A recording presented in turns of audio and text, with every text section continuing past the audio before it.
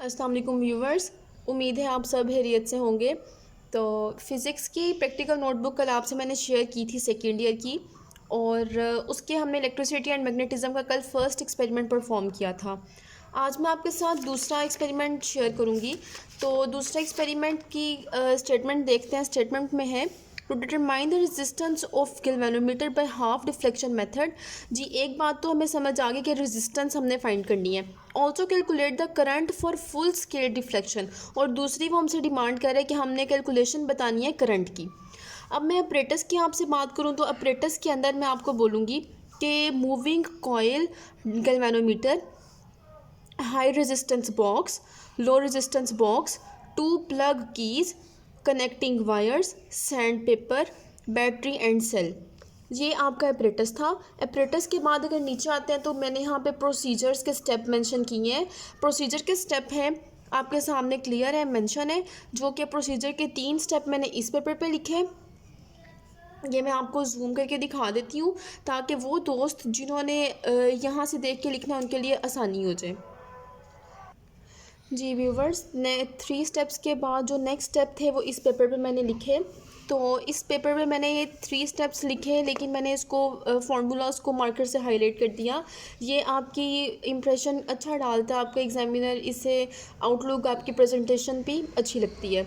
तो ये भी मैं आपको जूम कर देती हूँ ताकि मेरे वो दोस्त जो प्रैक्टिकल नोटबुक बनाने के लिए काफ़ी परेशान है उनकी थोड़ी हेल्प हो जाए।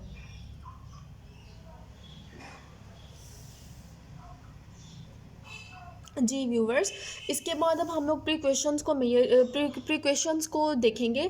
तो प्रिक्वेशंस मेरे पास 2 आ रही हैं। All connections should be neat और tight, the EMF of the cell battery should be constant. तो 2 प्रिक्वेशंस थी, तो दोनों प्रिक्वेशंस को मैंने कंसाइज करके लिख दिया, लेकिन मेरी प्रिक्वेशंस दोनों मीनिंगफुल हैं। अब मैं आपके साथ पेंसिल पेपर को डिस्कस करूँगी। तो पेंसिल पेपर में हम लोग सबसे पहले सर्किट डायग्राम देखते हैं। तो डायग्राम आपकी लेबल्ड होनी चाहिए और डायग्राम आपकी एक्यूरेट एग्जैक्ट होनी चाहिए। उसके बाद हम लोग ऑब्जर्वेशन और कैलकुलेशन देखते हैं। ऑब्जर्वेशन और कैलकुलेशन के अंदर resistance of galvanometer, most of the time students को ज़्यादा मसला ऑब्जर्वेशन के कॉलम में ही आता है। तो रेजिस्टेंस ऑफ गैल्वेनोमीटर के मेरे पास नंबर ऑफ ऑब्जर्वेशन हैं 4, और रेजिस्टेंस मेरे पास 4 टाइप्स की है, जिसके अंदर 5001 में 10,000, 2,000 एंड 1500 है। आगे डिफ्लेक्शन है, तो डिफ्लेक्शन है 10, 6, 20, 26। आपकी स्क्रीन पे क्लियर है, मेंशन है। अगर किसी कोई मसला हुआ तो मुझे आप मैसेज कर सकते हैं। आगे शंट आर के अंदर आपके 5, 3, 10, 3 आर है, और गैल्वेनोमीटर रेजिस्टेंस आपके सामने दी गई है 5.005, 3, 10.05, 13.11, और लास्ट में मेरे पास जी इक्वल 7.79 ओहम्स आ रहा है।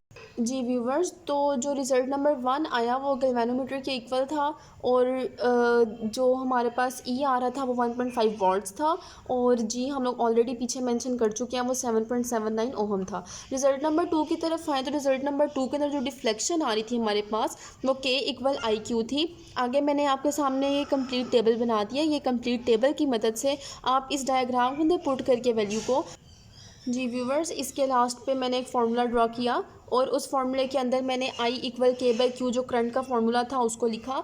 आगे current for full scale deflection है 0.545।